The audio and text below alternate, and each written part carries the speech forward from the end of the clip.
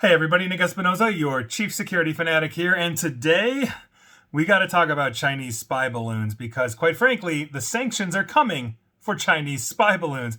And here's what's going on according to CNBC. But before we dive in, obviously, I don't have to give you a primer on this.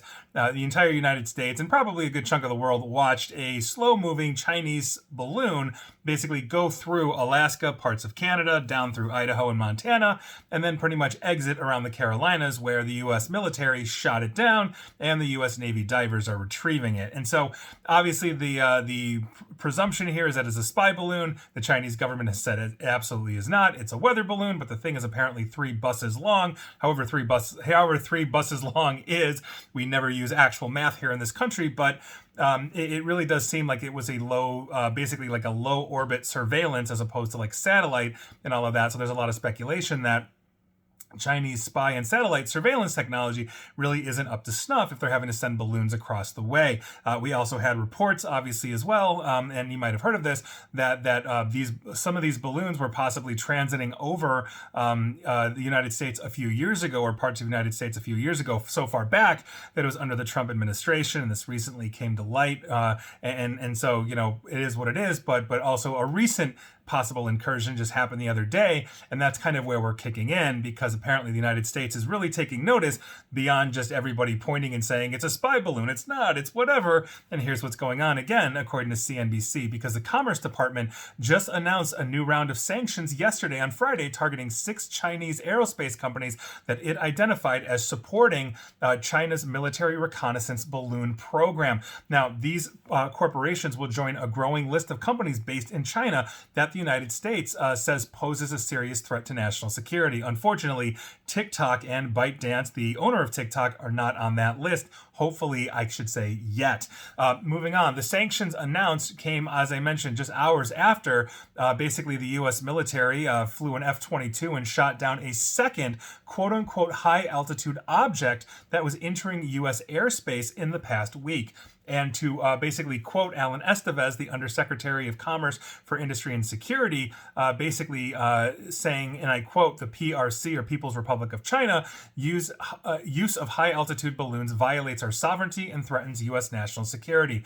Today's actions make clear that entities that seek to harm U.S. national security and sovereignty will be cut off from accessing U.S. technologies." Basically, if you're going to float your balloons over this, no technology based out of the U.S. for you. Now, the craft was shot down basically Friday as it was floating off the coast of Alaska. If you recall, the original spy balloon that captured everybody's attention started in Alaska around the Aleutian Islands and then floated into Canada, back down to us, as I just mentioned.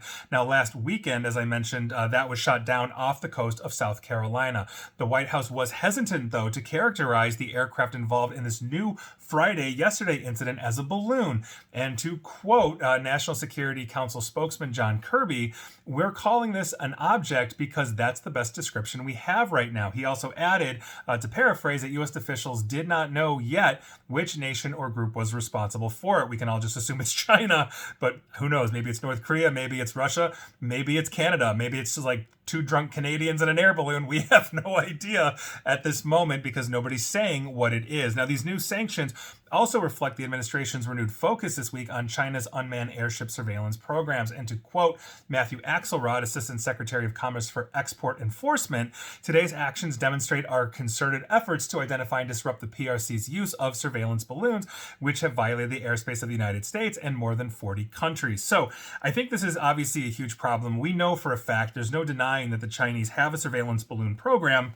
as we've seen other examples of this over the years in other countries as well. And so it would make sense that if we are looking at these kinds of things, these things should be shot down. The only real question I have here is when that very first balloon that captured our attention by floating through Canada and across the entire continental United States, basically this, diagonally from Montana down to the Carolinas, why wasn't it shot down when it was over the Aleutian Islands or in between the Aleutian Islands and essentially Canadian sovereign territory while it was still in U.S. airspace? Alaska is still a state last time I checked. So I think there's some answering to do here, but I also think think these sanctions are good. We have been stepping it up. The one place where I've been, really not a fan right now of the current administration is they appear to be hesitating on banning TikTok when we're seeing a lot of movement at the state level. And quite frankly, I do think that we need to see that. And I was pretty gung-ho when both President Trump and President Biden mentioned banning TikTok for their own unique reasons. And I don't care what those reasons are. But for me, it's cybersecurity and privacy, as TikTok is one of the largest surveillance platforms in the world, I should say, stupid video platform secondary. So there you go. We're going to see what happens, but we are once again ramping up sanctions against China. I don't think this is necessarily trade war level, but we're going to see where this goes. And quite frankly, to that point, yeah, we should not have our airspace violated, nor should we violate others' airspace, without, let's say, very good reason, and here we are. And floating a surveillance balloon over a country, there's really no good reason to do that unless you're actively at war, in which case you're shooting down everything. So there you go. That's your news of the day. I think the spy balloons, unfortunately, they're going to be around at least, in the news for a while, but the sanctions are coming, and I think that's a good long-term solution, and hopefully China gets the message and stops sending these things our way. And please like, share, follow me here on Facebook and Twitter at NickAESP, and please feel free to subscribe to me at YouTube as well. And as always, stay safe, stay online, and please attempt to stay private. Thanks, everybody.